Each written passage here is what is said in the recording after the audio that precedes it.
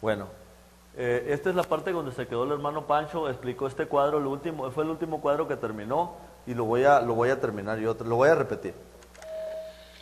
En el reino espiritual, las leyes de Dios en cuanto a la reproducción también tiene aplicación. Cada semilla debe producir fruto conforme a su propia especie. Los apóstoles plantaron la palabra pura de Dios en los corazones de los hombres y el producto fue cristiano solamente. Cada persona se convirtió en cristiano por su fe en Cristo, al arrepentirse de sus pecados, al confesar a Cristo como el Hijo de Dios y ser bautizado para la remisión de sus pecados. Solamente en esta misma forma puede hoy cualquier persona convertirse en un cristiano. La semilla pura no puede producir denominaciones diferentes. Cualquier doctrina religiosa que produzca denominaciones diferentes es una separación del camino de Dios. Todo el tiempo cuando enseñamos nosotros el curso de la Biblia, enseñamos que todo tiene que ser de acuerdo a la palabra de Dios, de acuerdo a la voluntad de Dios. Y cuando miramos tanta religión allá afuera en el mundo, encontramos todo tipo de nombres, ¿no? Y es muy lógico, esto tiene que ver con lógica. Aquí ni siquiera necesitaríamos irnos a la palabra de Dios. Porque una planta de maíz va a generar maíz, ¿verdad? Un árbol de naranja va a generar naranja. Entonces, de la misma manera, un ser humano genera más seres humanos. Un ser humano no produce un perro o un gato, produce un humano. Entonces, de la misma manera, el que es hijo de Dios, ¿verdad? Pues Dios genera cristianos. Porque dice que para esto fuimos llamados, para que imitemos al Hijo de Dios, a Cristo, para que sigamos sus pisadas. Entonces, la palabra de Dios, en Hechos 11:26, dice la palabra de Dios que se llamaron cristianos por primera vez, después de que se habían bautizado en Hechos 11:26, dice la palabra. Vamos allá, Hechos 11:26.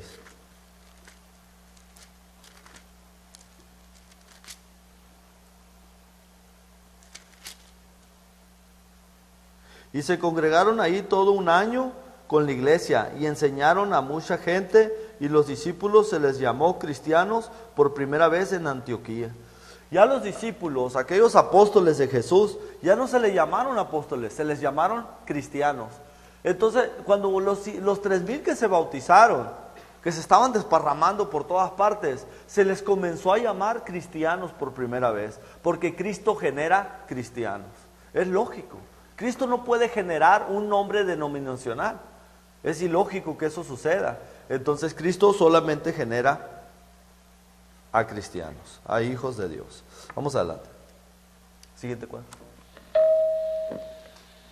Los miembros de la Iglesia de Cristo continuaron plantando la semilla pura, la palabra de Dios, solamente por un corto tiempo después de que la Iglesia principió, mientras que la gente siguió el patrón de Dios. Todos eran cristianos, creyendo y practicando las mismas cosas, pero Dios previno a su pueblo diciendo, algunos apostatarán, primera de Timoteo 4:1, y también que algunos se apartarán de la verdad, segunda de Timoteo 4:4. Jesús había advertido, guardaos de los falsos profetas, pero aún así, Pablo encontró ya en su tiempo que algunos querían pervertir el Evangelio, Gálatas 1:7. Ahí lo podemos mirar que en cada escritura, desde el principio que la iglesia de Cristo comenzó a caminar de la mano de Dios, comenzó a expandirse por el mundo entero, era lógico que iba a suceder lo que en la historia había sucedido, ¿verdad? ¿Qué era lo que había sucedido en la historia? Bueno, que después de que Adán y Eva estuvieron un tiempo bien con Dios, terminaron alejándose de él. Después de que en el arca de Noé se bajaron del arca y le dijo Dios, sacrifíquenme un cordero y multiplicaos. A generaciones después se olvidaron del mandamiento de Dios y se alejaron de Dios. Los israelitas, cuando Dios los liberó en el desierto, los metió al desierto y comenzaron a caminar por fe en el desierto, pero después de un tiempo se olvidaron de Dios. Comenzaron a orar imágenes. La historia se repite y se repite, lo miramos en la iglesia. Muchas personas comienzan bien con la mano de Dios y de repente se alejan de Dios. ¿Qué sucede? Bueno, lo mismo que ha sucedido, el diablo se mete y hace el daño que tiene que hacer. Pero la palabra de Dios dice claramente que algunos iban a apostatar de la fe. Y sí, comienza a caminar la iglesia por un poco de tiempo muy bien y luego cae. En Hechos 20, 30 dice, y de vosotros mismos se levantarán hombres que hablen cosas perversas para arrastrar así a los discípulos. Por tanto, velad, acordaos que por 3 años, de noche y de día, no he cesado en amonestar con lágrimas a cada uno. El Espíritu Santo, por medio del apóstol Pablo, da una profecía. Dentro de ustedes mismos, dentro de la iglesia, que no se les haga algo, ay, cuando eso suceda. No, dentro de la misma iglesia se levantarán hombres perversos. Se levantarán hombres que van a arrastrar a muchos van a engañar. Entonces, esta era una profecía y no se me hace lógico que por un poco de tiempo caminaron bien con Cristo, contentos porque Cristo había resucitado, diciéndole a todo el mundo, pero después de un poco de tiempo comienza la mentira. Y aquí vamos a verlo. Algunos principiaron a apartarse de la fe. El primer cambio de importancia se hizo en el gobierno de las iglesias locales. La semilla de esta separación fue plantada por falsos maestros aún durante los días de los apóstoles. El cambio fue gradual, pero por el año 159 después de Cristo, mucha gente se había apartado del patrón de Dios en cuanto a la forma de gobernar una congregación local. Sin embargo, hubo algunos cristianos que siguieron fieles a Dios y a su palabra. De acuerdo al patrón que Dios da en el Nuevo Testamento, Jesucristo es la única cabeza de la iglesia, tanto en el cielo como en la tierra. Mateo 28, 18. Cada congregación bajo Cristo, cuando está debidamente organizada, será guiada por los ancianos, quienes son ordenados por Dios para supervisar la iglesia local de la cual son miembros. Hechos 20, 28. Diáconos, maestros, predicadores y todos los demás miembros trabajan y adoran juntos bajo la supervisión de los ancianos. Hebreos 13, 17. Esto es lo que Dios dispone. ¿Acaso podrán los simples mortales mejorar el plan de Dios? Esto que miran aquí es el gobierno de la iglesia. Es muy importante el gobierno de la iglesia. ¿Qué dice la Biblia acerca del gobierno de la iglesia? ¿Deben de existir padres? ¿Deben de existir papas? ¿Deben de existir pastores? ¿Deben de existir ancianos? ¿Qué debe de existir? La Biblia solamente enseña que este es el patrón de la iglesia y de ahí para allá nada más debe de ser. Estas, aclaro, nomás son responsabilidades, no son trabajos, no son donde personas pueden ganar dinero, puestos. Yo soy más porque soy el anciano, tú eres menos porque eres el diácono. Todos somos iguales. Todos somos miembros de Cristo, somos miembros del cuerpo de Cristo. Aquí no hay uno más que otro, hay responsabilidades. Ahora, dentro de esas responsabilidades, quiero que sepan que muchas veces es necesario reconocer a los que trabajan en el Señor. Reconocer que hay un hermano, o 2, o 3, o dependiendo de la congregación, no sé, dependiendo de donde estén, que pueda ser que haya un hermano que tenga un poquito más de conocimiento, de entendimiento y de que conoce más la iglesia.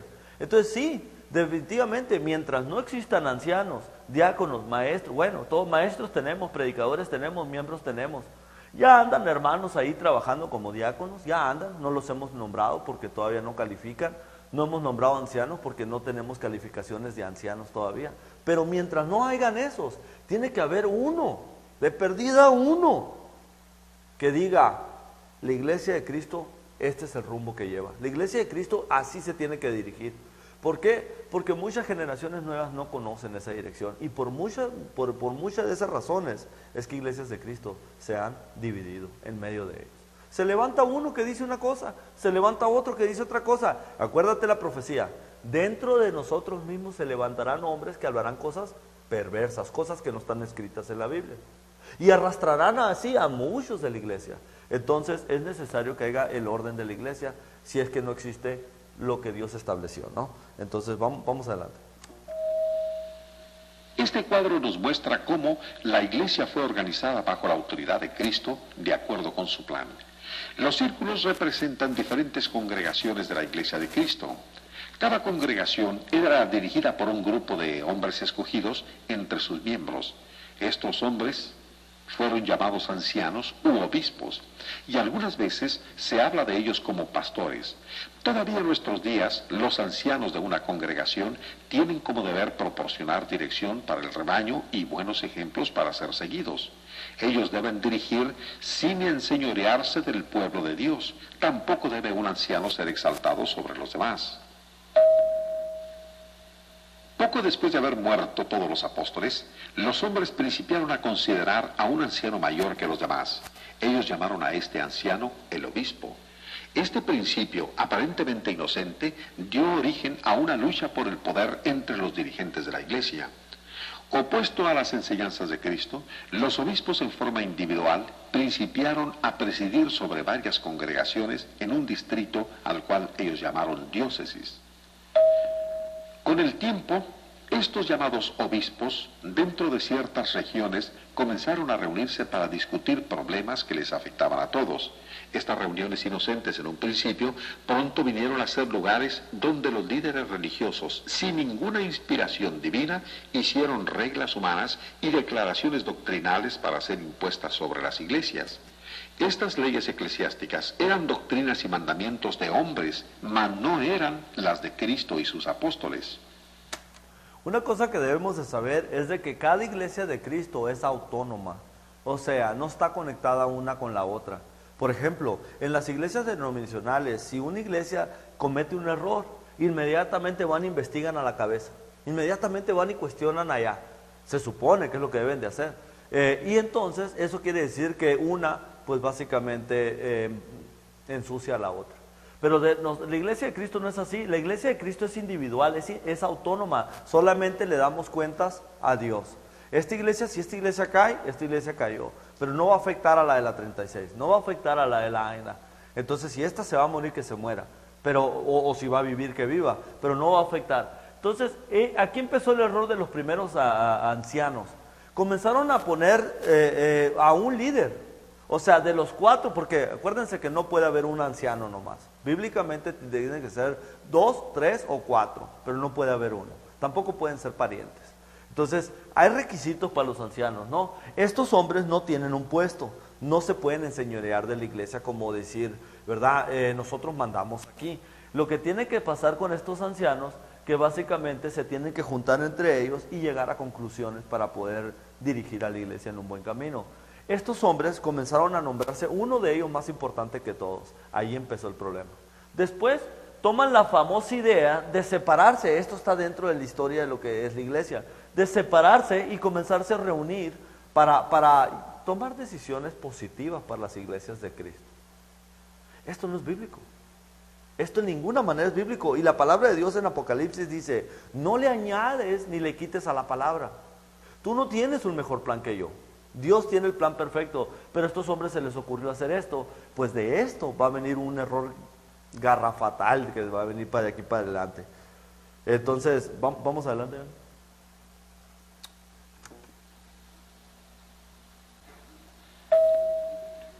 El primer credo humano fue dado. Estos obispos y sus sucesores continuaron aumentando su poder sobre las congregaciones. Finalmente decidieron escribir en una declaración formal lo que ellos requerían que la gente creyera y cómo la iglesia debía ser dirigida. En el año 325 se reunieron en un lugar llamado Nicea y escribieron el primer credo de manufactura humana, el credo de Nicea. Un credo humano está formado por ideas de hombres en cuanto a lo que las personas deben creer y hacer en la religión. Pero Jesús y sus apóstoles ya habían dicho todo lo que los hombres deben creer y hacer para ser salvos. Por lo tanto, el credo de Nicea no pasa de ser un credo humano y no la palabra de Dios. Una vez más, los hombres estaban poniendo sus propias ideas sobre las ideas de Dios.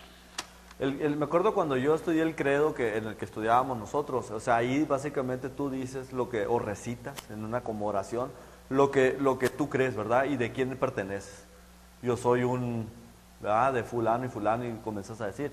Este credo de Nicea yo no lo conozco, pero lo que sé que en el año 325 estos primeros cristianos que se habían dividido para hacer decisiones mejores sobre las iglesias de Cristo, porque en las iglesias de Cristo hay problemas, en toda familia hay problemas. Entonces, ellos se comienzan a reunir para llegar a conclusiones y crean el credo de Nicea. Entonces, es muy típico que esto iba a suceder y estaba por verse. Y de esto siguen habiendo peores cosas que vienen a la iglesia de Cristo a causa de esta decisión de estos hombres, ¿no? Para que vean que una decisión mal tomada en la iglesia te lleva un rumbo que desbarata la iglesia de Cristo completamente. Vamos adelante.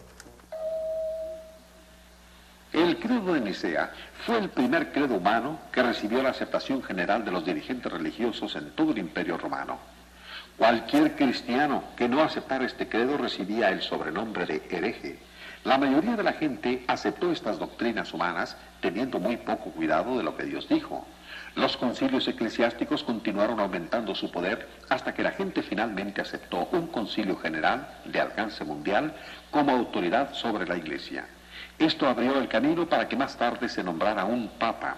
La gente estaba cada vez más apartándose del patrón original que Dios dio para su iglesia, pero hubo algunos que continuaron andando en el camino de Dios. No estuvieron dispuestos a aceptar credos humanos. El emperador romano Constantino convocó a un concilio para escribir el credo de Nicea. En este tiempo, él todavía no era cristiano, pero simpatizaba con la iglesia y tenía mucha influencia sobre los líderes de esta.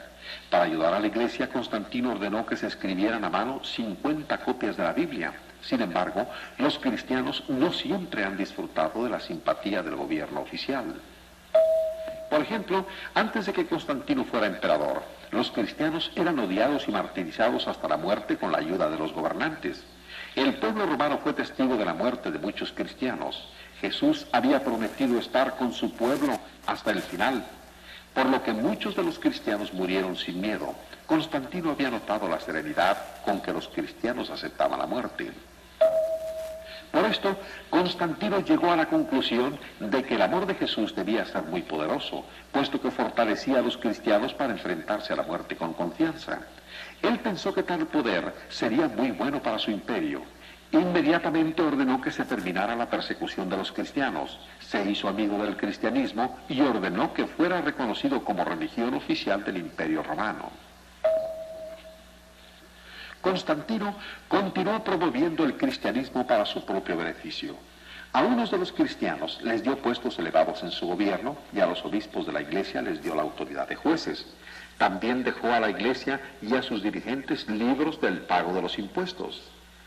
Después de la muerte de Constantino, las autoridades de la iglesia siguieron aceptando los favores de los gobernantes romanos. A medida que la iglesia estrechaba sus lazos con el gobierno romano, se asemejaba más a este y se tornaba más y más opuesta a la iglesia pura establecida por Cristo. La influencia de Constantino sobre los dirigentes religiosos se dejó sentir en toda la iglesia. Constantino manipulaba el cristianismo de sus días para la realización de sus propósitos, pero él mismo no fue bautizado sino hasta poco antes de morir. Bajo la influencia de Constantino, los dirigentes de la iglesia comenzaron a cambiar la organización, siguiendo la misma forma en la cual el Imperio Romano estaba organizado, nombrando un emperador y varios gobernantes subalternos. Después de muchos años, el cambio se hizo completo. La iglesia dejó de ser igual a la que había sido establecida por Jesús, resultando así la iglesia romana. Cuando el gobierno de la iglesia romana alcanzó su desarrollo completo, resultó ser un gobierno casi idéntico en forma al antiguo gobierno romano. Puesto que Roma era el más importante centro del mundo, el obispo de Roma fue aumentando en poder y prestigio. Finalmente la gente comenzó a aceptar la idea de que el obispo romano era el gobernador único sobre toda la iglesia. Más tarde el título de papa fue usado exclusivamente para referirse al obispo de Roma. Este título nunca fue usado, llevado o autorizado por Cristo ni por sus apóstoles. Aquí podemos mirar que esta iglesia romana no tiene en absoluto nada que ver con la organización de la iglesia, con el gobierno de la iglesia, que deben de ser ancianos, diáconos, maestros, predicadores y evangelistas. No tiene nada que ver en absoluto. Pero aquellos cristianos que se habían dividido, que habían apostatado de la fe, habían caído de la fe, se unieron a este sistema de gobierno cuando Constantino comienza a mirar que estas personas morían por su fe. O sea, óyeme, ¿qué imperio no quiere que den su vida de esa manera? Que no se acobarden y que estén dispuestos a morir por ese imperio. Y cuando Constantino mira que los primeros cristianos están muriéndose y no tienen miedo de morir por Cristo ni negar la fe, dice, óyeme, esta gente yo necesito en mi imperio. Si esta fe se inyectara al gobierno, al patrón de gobierno de mi imperio, óyeme, Roma crece 3 veces más grande. No sucedió eso. Al contrario, disminuyó con el tiempo. ¿Por qué? Porque esta iglesia iba a causar mucho daño, no nomás a Roma, sino que a muchos países, hasta el día de hoy. Entonces, de esa manera, ellos establecieron el sistema de acuerdo al imperio romano. Es como está establecido el gobierno, hicieron la iglesia, y de esa manera se cumple la profecía de Apocalipsis 17. Yo no sé explicar mucho Apocalipsis 17, pero lo que sí sé que el hermano explicó acerca de Apocalipsis 17, y no se me olvida. Apocalipsis 17:1, vamos a leerlo. La profecía de que algún día llegaría esta gran ramera, dice: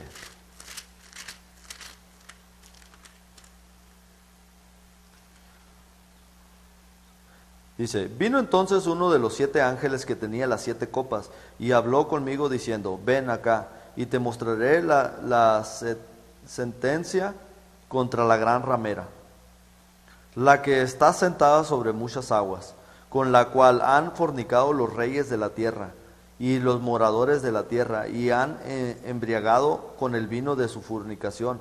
Y me llevó en el espíritu al desierto, y vi a una mujer sentada sobre una bestia escarlata, llena de nombres de blasfemia, que tenía 7 cabezas y 10 cuernos. Y la mujer estaba vestida de púrpura y de escarlata, y adornada de oro, de piedras preciosas y de perlas. Tenía en la mano un cáliz de oro lleno de abominaciones y de la inmundicia de su fornicación. Y en su frente un nombre escrito, un misterio, Babilonia la grande, la madre de las rameras y de la abominación de la tierra. Dice el apóstol Juan que el Espíritu lo llevó al desierto para demostrarle una ilustración acerca de una mujer. Dice que miró una mujer. Ahora, ¿qué representa la iglesia? A la mujer. La mujer es la iglesia y Cristo es su esposo, ¿verdad? Entonces Cristo vino y dio la vida por su mujer, por su iglesia. Vino y dio la vida por ella. Y por eso le dice a los maridos, amen a sus mujeres como Cristo amó a la iglesia, a su mujer. Se casó con ella, se entregó por ella. Pero dice aquí Juan que mira a otra mujer, otra iglesia, que se iba a levantar y se iba a sentar en un trono. Y iba a vestirse con púrpura y lino fino. Y esta iba a hacer negocio con las demás naciones, con los reyes de la tierra. Y se iba a sentar con ellos, y la abominación que iba a hacer con toda esta gente. Y pues ahí está pintadita. Ahí está pintadita. Ahorita va el mismo curso nos va a decir cuál es. Y dice, esta es la Babilonia, la gran ramera, la madre de todas. O sea que este va a ser el tronco, y de ahí van a salir muchas ramas. Pero ¿de qué está hablando de las ramas? Vamos a ver más adelante. Aproximadamente 600 años después de la muerte de Jesús, Bonifacio III, obispo de Roma, aceptó oficialmente el título de Papa y gobernador de toda la Iglesia romana. La gente designó a un simple hombre cabeza de la Iglesia. Esta Iglesia fue llamada la Iglesia Católica Romana, dado que se extendía sobre el Imperio Romano. La palabra católica significa universal, pero ¿dónde estaba la Iglesia de Cristo durante esos años? El pueblo de Dios no podía reunirse para adorar públicamente porque eran calificados de herejes por la Iglesia romana. Ahí está la profecía de que se iba a levantar la gran ramera. De ella le iba a brotar un montón de ramas que no tenían nada que ver con la verdad. Y esta gran ramera pues iba a tener mucho poder sobre las naciones. Y hasta el día de hoy, yo me acuerdo que le pidieron al Papa que viniera a México porque quería que hablara para que tuviera paz. O sea, el gobierno le habló para que hiciera. Entonces, esta gran ramera iba a tener mucho negocio y poder con las naciones. Vamos a hablar. En 1054, la Iglesia Católica se dividió en 2 grupos, la Iglesia Católica Romana y la Iglesia Ortodoxa griega. Estos dos grupos no podían ponerse de acuerdo entre sí y ninguno de ellos siguió el patrón que Cristo había dado para su Iglesia en las Escrituras. La Iglesia romana siguió aumentando en poder e influencia con el paso de los años. Sus dirigentes continuaron inventando y aceptando nuevas doctrinas, prácticas y ordenanzas, todo lo cual era solamente invención de hombres faltos de inspiración divina. Una de esas prácticas se llamó la doctrina de la penitencia. Esta doctrina de la penitencia prometía a la gente que si confesaban sus pecados al sacerdote y daban dinero para la iglesia, no sufrirían el castigo temporal de sus pecados, y hasta presionaban a la gente para que dieran el dinero por adelantado. A esto se le llamó la venta de indulgencias. El dinero se usó para construir algunas de las famosas iglesias que se encuentran en Roma. Ahora, pónganse a pensar en esto porque con toda, o sea, ¿cómo creció tanto esta ramera? ¿Cómo creció tanto? Bueno, casi que a fuerzas. O sea, tú tenías que pagar, o sea, imagínate, todos los seres humanos tenemos una necesidad espiritual. Todos los seres humanos necesitamos que nos perdonen los pecados. Queremos ese perdón, andamos buscándolo porque el pecado pesa. El alma llega temprano a clamar por Dios y decir, ayúdenme. Entonces, tarde que temprano, y ellos supieron explotar muy bien esa necesidad del ser humano. Entonces, ellos comenzaban a controlar a las personas, como por ejemplo por las indulgencias, ¿verdad? Dame dinero y te perdonamos. Si tú no tienes dinero, tú te tienes que quedar con tu pecado.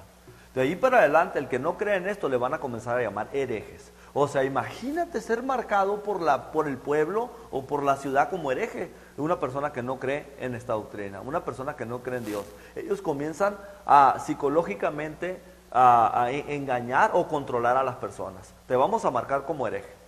Te vamos a marcar como que eso. Y no vas a poder comprar y no vas a poder hacer nada dentro de estos lugares.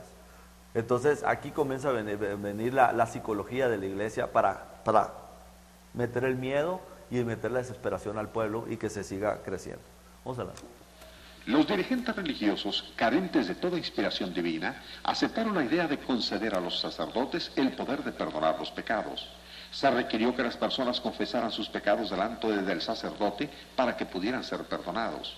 Sin embargo, la Biblia enseña que todo cristiano es un sacerdote y que Cristo es el único mediador entre Dios y los hombres.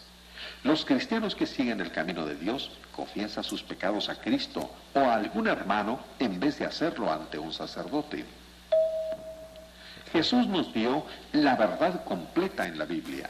Doctrinas y prácticas posteriores, tales como el agua bendita, la misa latina, la extrema unción y el celibato, no forman parte de la verdad dada por Dios.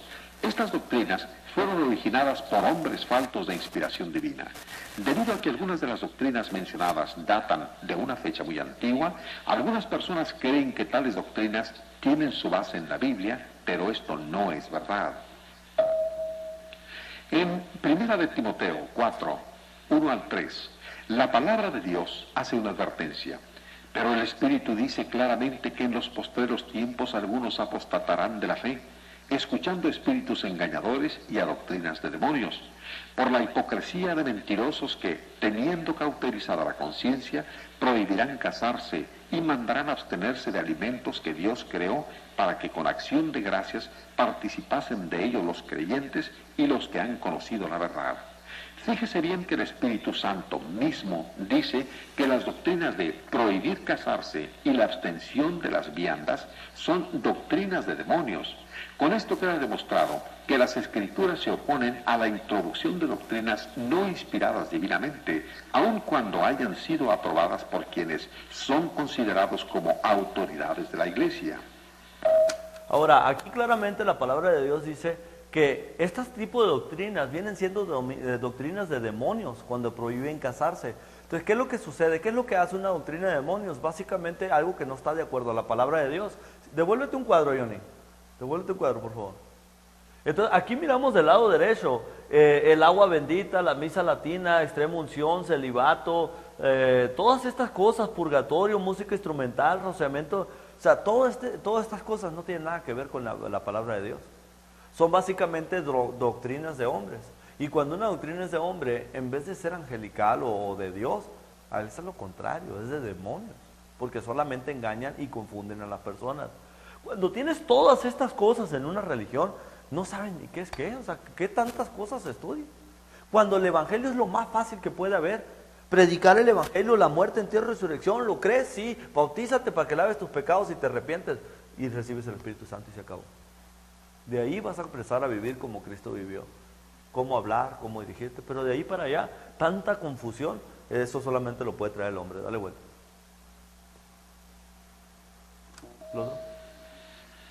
Los dirigentes religiosos de los que estamos hablando supieron que sus tradiciones no tenían base bíblica. Por esta razón, no querían que la Biblia cayera en manos de los creyentes.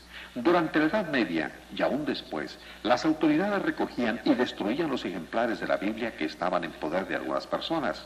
Aunque hubo algunos líderes católicos que no llegaron a ese extremo, sin embargo, ninguno de ellos se atrevió a animar a la gente a leer la Biblia. Ellos juzgaban que el clero católico era el único con el derecho de interpretar la Biblia. Ellos no querían que el hombre del pueblo tuviera una Biblia para leerla por sí mismo. De hecho, esto ustedes lo pueden mirar en la historia de la iglesia romana. Básicamente está la historia de que está grabado en la historia que en los tiempos medios, básicamente quemaban las Biblias. No podías tener una Biblia en tu posesión porque no querían que las personas supieran lo que decían las cartas. En aquel tiempo eran cartas, ¿no? Y que tuviera cartas, o sea, todo eso se quemaba, todas esas cosas, ¿no? Entonces de esa manera querían mantener la verdad aplacada, pero no lo lograron. Vamos a ver. Pero la gente de diversas naciones deseaba que la Biblia estuviera escrita en su propia lengua para leerla. Ellos mismos, este deseo universal tan fuerte, propició la llegada de los movimientos religiosos del siglo XVI, los cuales tradujeron la Biblia al lenguaje del pueblo.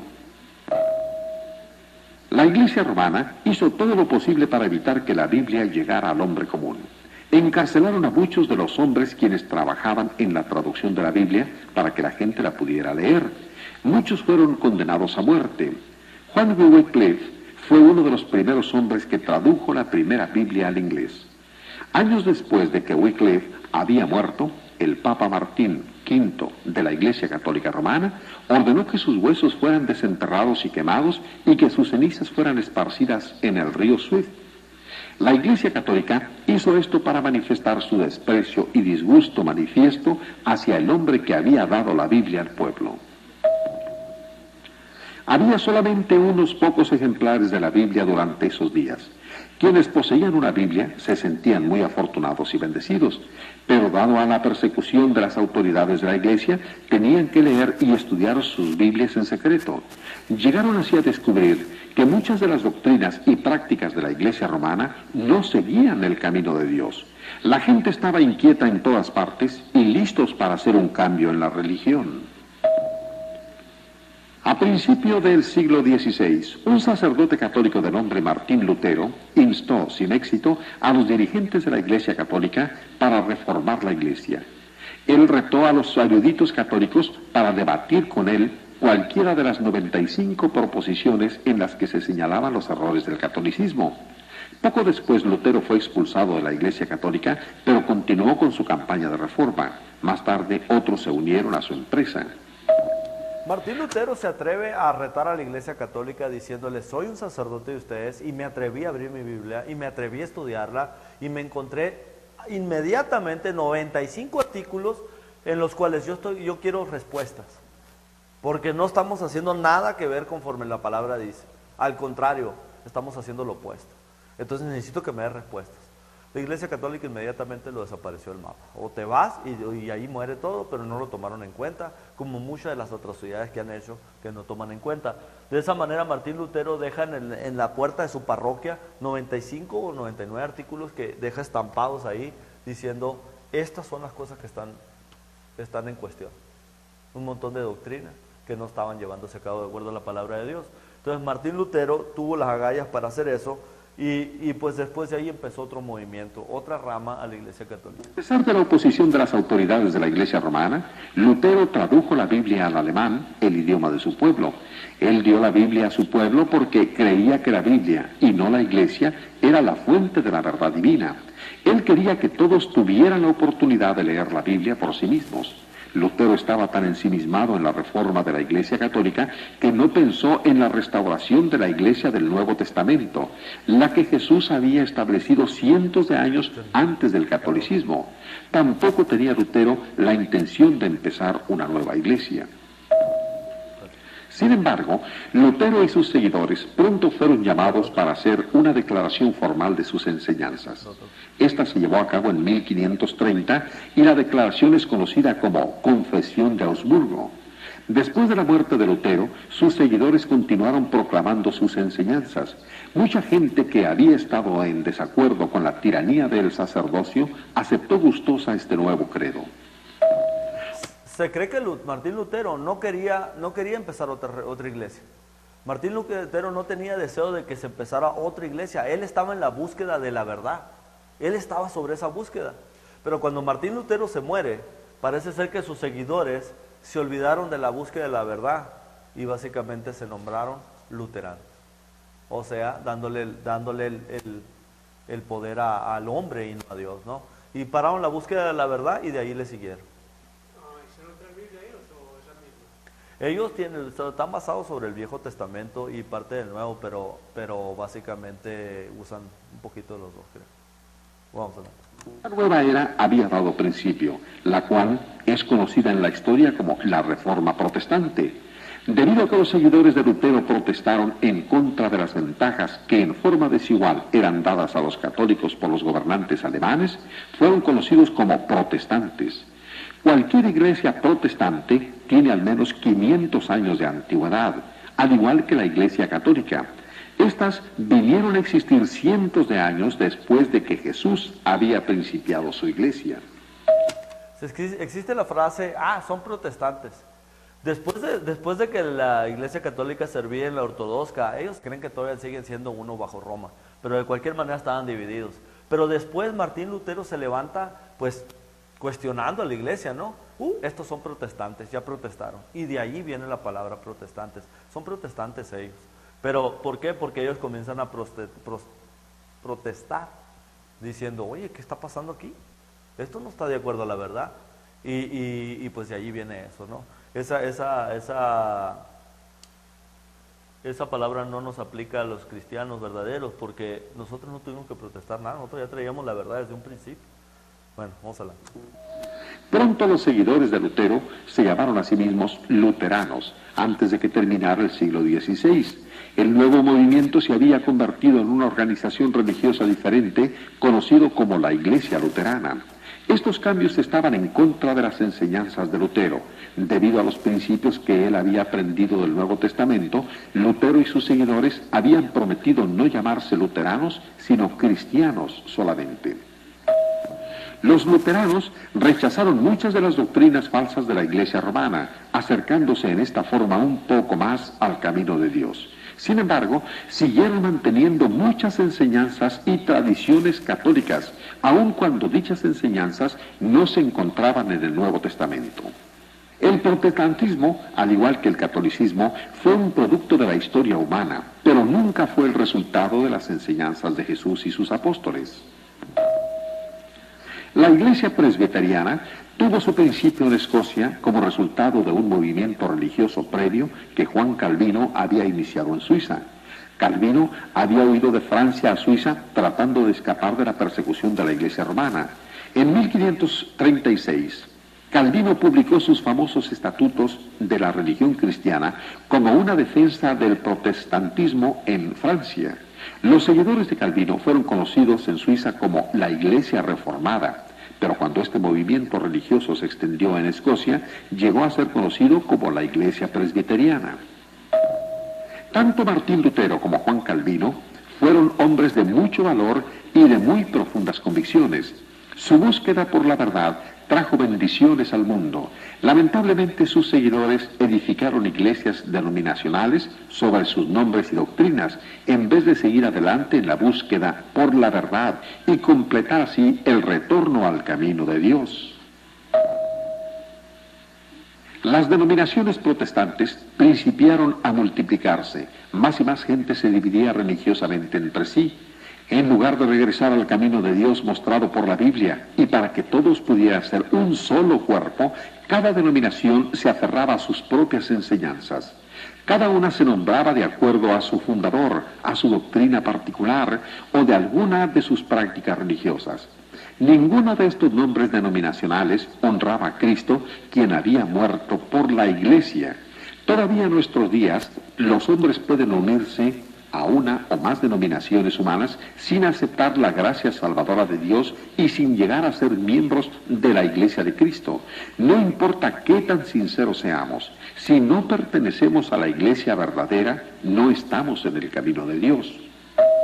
Fíjate, todas estas ramas le salió a la gran ramera y le siguen saliendo hasta el día de hoy. Arriba de 400 y ferias religiones que existen, y si es que no más ya, registradas por todo el mundo, pero esta era una profecía de lo que iba a suceder de la gran ramera. Y cualquier doctrina que no tenga que ver con la doctrina de Cristo no tiene a Dios. Y por ejemplo, aquí miramos nombres como luterana, presbiteriana, bautista, metodista, episcopal, Iglesia de Inglaterra, ortodoxa, no tienen nada que ver, no los encuentras esos nombres en la Biblia. ¿Por qué? Porque fueron de manufactura humana. Y en 2 de Juan 9, fíjate lo que dice 2 de Juan 9, para que nos demos cuenta que cualquier cosa que contradiga las cosas de Dios, pues es un grave error. 2 de Juan 9. Dice, cualquiera que se extravía y no persevera en la doctrina de Cristo, no tiene a Dios. El que persevera en la doctrina de Cristo, este sí tiene al Padre y al Hijo. Si alguno viene a vosotros y no trae esta doctrina, no le recibáis en casa ni le digáis bienvenido, porque el que le dice bienvenido participa de sus malas obras. Cualquiera dice, que no persevera en la doctrina de Cristo. ¿Y qué enseña la doctrina de Cristo? Pues la doctrina de Cristo enseña que la iglesia tiene su nombre y que los miembros tienen su nombre. ¿Se acuerdan que a Pedro le cambió el nombre? Y dijo, un nuevo nombre les daré. El nuevo nombre iba a ser que ahora nos íbamos a llamar cristianos. Ahora somos cristianos. Entonces, de esa manera, la iglesia de Cristo enseña la doctrina de Cristo. Y el que no enseñe la doctrina de Cristo, no tiene el Padre, no tiene el Hijo. ¿Cuántas personas creen ustedes que existen y que están bajo cualquiera de estos lugares? Miles y miles de personas que están guiados en un sistema de manufactura humana, bajo de un organismo de hombres. Entonces nosotros estamos bajo ¿qué? Bajo el cuerpo de Cristo, dentro del cuerpo de Cristo. Estamos bajo la verdad. Entonces esta es la razón por la cual nosotros predicamos y enseñamos este curso de Biblia, para que las personas sepan la verdad y de dónde viene todo esto. Esto lo pueden buscar, la historia, las fechas, los tiempos, todo lo que sucedió en el año 325, 150, 606. Puedes encontrar todos estos años registrados dentro de estas mismas organizaciones. Yo me maravillé cuando levanté el libro de la iglesia romana y estaba leyendo exactamente todo esto. Y me dio mucha alegría que ellos mismos enseñen su propia historia y cuándo tuvieron su propio inicio. Porque eso me establece más que en el año 33 yo soy participante de la iglesia que se estableció en el año 33 y no en la iglesia que se estableció en el año 325. Porque la que se iba a establecer en el año 325 se le iba a llamar la Gran Ramera. Entonces ahí está, ¿no? Vamos a hablar. Durante el reinado de Enrique VIII, la Iglesia de Inglaterra se separó de la Iglesia romana. En 1552, esta nueva iglesia promulgó el credo oficial conocido como los 39 artículos. Actualmente, muchas iglesias, incluyendo la Iglesia Metodista, 1739, y la Iglesia Protestante Episcopal, 1789, son retoños de la Iglesia Anglicana. Uno de los grupos prominentes, el cual tuvo su principio en una reacción opuesta a la Iglesia Anglicana, es la Iglesia Bautista. La primera iglesia bautista en suelo inglés data del año de 1611. Hay tantas iglesias hoy de manufactura humana que los hombres han olvidado que Jesús construyó su iglesia exactamente como Él quiso, cientos de años antes de que hubiera iglesia católica o que hubiera iglesias protestantes. Cuando la palabra de Dios, la simiente pura, es plantada en nuestros días, producirá solamente cristianos unidos en la iglesia única, establecido por Cristo mismo en el primer siglo. Puesto que las doctrinas humanas han sido mezcladas con la simiente pura, existen ahora más de 300 denominaciones. Algunos de los líderes de estas denominaciones han visto que las doctrinas humanas están equivocadas. Por lo tanto, no nos sorprende que hace algunos años muchos de los líderes principiaran a separarse de las ideas humanas y a retornar a las enseñanzas de Cristo.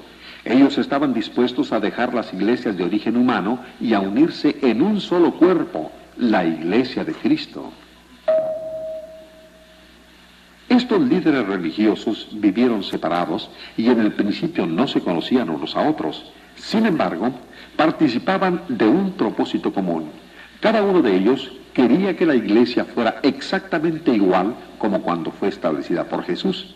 Ellos no principiaron una nueva denominación, estaban solamente conduciendo a las personas a las escrituras del Nuevo Testamento y a la iglesia original, la cual Jesús había establecido.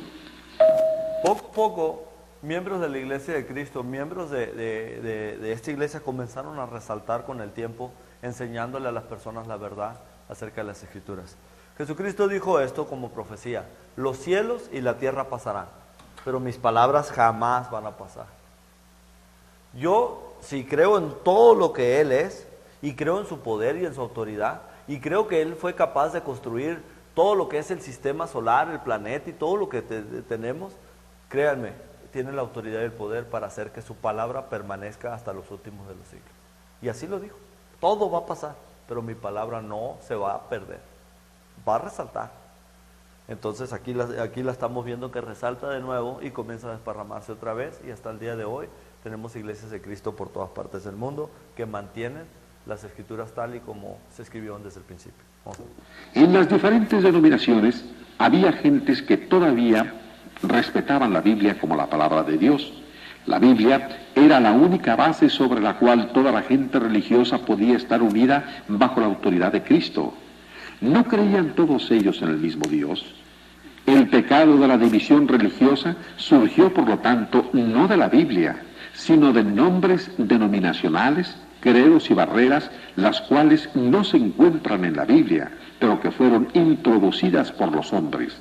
La Biblia misma, la única esperanza para la unidad religiosa, fue ignorada por la mayoría de los líderes religiosos. Las divisiones continuaban porque la gente aceptaba solamente las partes de la Biblia en las cuales encontraban apoyo para los credos de su propia denominación. Pero algunos hombres sinceros, deseando seguir a Cristo, principiaron a recordar las palabras de Jesús: pues en vano me honran, enseñando como doctrinas mandamientos de hombres, y toda planta que no plantó mi Padre Celestial será desarraigada. Mateo 15, del 9 al 13. Mucha gente de diferentes denominaciones principió a darse cuenta que si los credos denominacionales, nombres y prácticas eran rechazadas, sus diferencias religiosas se desvanecían, colocando otra vez la planta de Dios como la autoridad suprema. Los cristianos podrían estar unidos en la iglesia del Señor, como en los días de los apóstoles. No solamente era razonable esta súplica, sino que aún más importante es la súplica de Cristo nuestro Salvador. Sigue siendo posible para todos los que verdaderamente aman a Dios regresar más allá de todo denominacionalismo hasta encontrar a Jesús, a su cruz, a su iglesia, la cual Él estableció siglos antes de que cualquiera de las denominaciones católicas o protestantes existieran. Este llamado que nos hace la Biblia no requiere que la persona tenga que someterse a los imperativos de persona alguna o de algún grupo religioso. Cada individuo debe voluntariamente dejar a un lado los nombres denominacionales, credos y prácticas, las cuales son ajenas a la Biblia, y con valor y libertad apartarse de las enseñanzas de los hombres y regresar al camino de Dios revelado en el Nuevo Testamento. Por medio de sus enseñanzas, el Señor Jesús sigue en nuestros días dirigiendo a los hombres hacia la palabra de Dios, la Biblia. ¿Usted se ha puesto a pensar alguna vez cuál forma de adoración escogería Jesús si estuviera en la tierra? ¿Estaría realmente contento con todas las divisiones religiosas? ¿Se sentiría a gusto en una denominación en la que se honran credos, nombres y doctrinas de origen humano? ¿Cómo podría Jesús aprobar ahora las cosas que distan mucho de parecerse a la vida que él llevó y a las enseñanzas que dejó para ser seguidas por los hombres? Aún sabiendo Cristo de su agonía en la cruz, oraba suplicante por sus apóstoles y sus seguidores. Padre, mas no ruego solamente por estos, sino también por los que han de creer en mí por la palabra de ellos, para que todos sean uno, para que el mundo crea que tú me enviaste. Juan 17, 20 y 21. La oración de Jesús por la unidad de todos aquellos que creyeron en él tuvo su respuesta en los días de los apóstoles, cuando todos los cristianos pertenecían a una misma iglesia. La oración de Jesús puede encontrar respuesta otra vez en nuestros días, si los hombres dejan aparte todos los elementos humanos que han sido introducidos en la religión y regresan al camino de Dios, como fue enseñado por los apóstoles y es revelado en el Nuevo Testamento. Imagínate en la oración de Jesús orando por la unidad, hablando de sus discípulos y que para que los que crean en ellos, en la palabra de ellos, también que seríamos nosotros, pues todos seamos uno. Qué contradicción o hipocresía de Jesús, ¿no? Haber hecho una oración acerca de la unidad y luego permitir que Él esté con ellos y con ellos y con ellos y con ellos y con ellos y con ellos. Y de repente le decimos, Señor, ¿pero qué no tú hiciste una oración por la unidad? ¿Qué no hiciste una oración para que todos creamos la misma cosa? ¿Hablemos la misma cosa? ¿Enseñemos la misma cosa? ¿Qué no fuiste tú el que se te hincaste y de rodillas y le pediste a Dios? O sea, exactamente. Él hizo esa oración para que todos seamos uno. Y que no haya tanta denominación y tanta creencia y tanta enseñanza. Pero el hombre ha traído esa confusión por conveniencia. Porque como ahorita miramos, la Biblia está dividida en 4 pedazos y cada quien agarra lo que le conviene nomás y de ahí se agarra. Pero no agarran lo que no les conviene. O sea, ¿sabes qué? No, esto me conviene, pero lo otro no. Es por eso que nosotros, es por eso que mucha gente no vas a encontrar que este edificio se llene todo el tiempo. O que seamos una iglesia de 1000 personas. Porque la iglesia de Cristo tienes que agarrar la palabra completita. Te guste o no te guste. Aquí Cristo viene y nos dice las verdades. Y no podemos agarrar nomás lo que nos gusta. Pero de ahí viene la división. Ya casi vamos a terminar. Nuestro resumen de la Biblia y de la historia de la Iglesia concluye con este pensamiento lleno de significado. En nuestros días, gente de todo el mundo está principiando a darse cuenta de la gran importancia de la oración del Salvador por la unidad y del llamado de la Biblia a practicar el cristianismo puro del Nuevo Testamento. En cada una de las naciones, la gente que estudia el Nuevo Testamento por sí misma está arrojando los grilletes del denominacionalismo y de otras religiones humanas. Hombres de todas las naciones vienen a ser miembros del único cuerpo de Cristo, uniendo sus manos y sus corazones, adoran y trabajan para el Señor de acuerdo al camino de Dios. Permite que la palabra de Dios tome tu mano y te conduzca al cuerpo de Cristo. Tú también encontrarás el perdón a tus pecados, la paz para tu corazón, la comunión con Dios y la promesa de la vida eterna. Bueno, aquí se acaba la historia de la iglesia. Esta historia de la iglesia tiene que ver con bases bíblicas y bases de historia de las mismas iglesias denominacionales.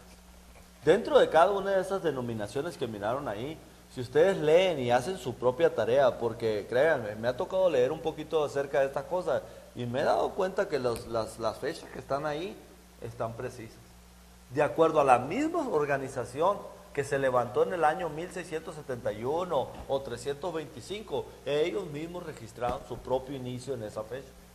Entonces, cuando miro que la Biblia me enseña que la iglesia de Cristo no empezó en 1961 o X número, sino que empezó en el año 33, eso me da mucha paz a mí, saber que estoy en la verdad y que no hay otra iglesia establecida como la iglesia de Cristo. Entonces, ahí terminamos con esta película ya.